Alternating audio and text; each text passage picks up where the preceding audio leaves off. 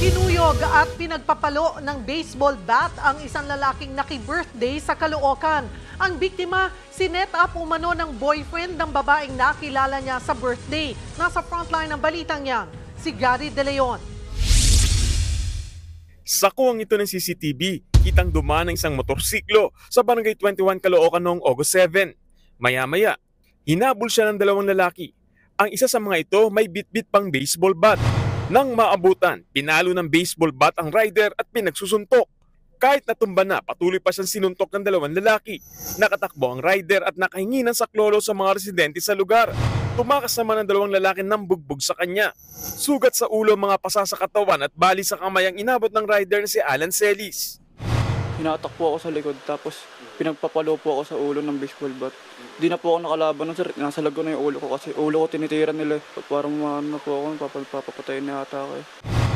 Wasak din ang motorsiklo ni Celis matapos paluin ng baseball bat.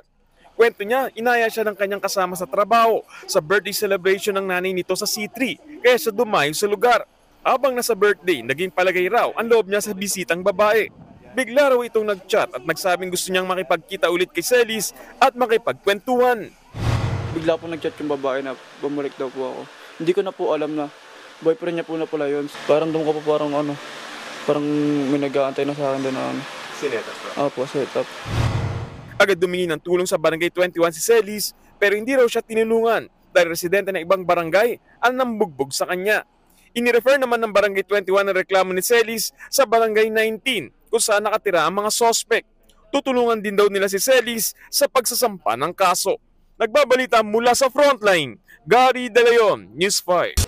Mga kapatid, Cheryl Cosim po, huwag maging huli at maging una sa lahat sa balitaan. Para sa tuloy-tuloy na talakayan sa Frontline, mag-follow at mag-subscribe sa social media pages ng News 5.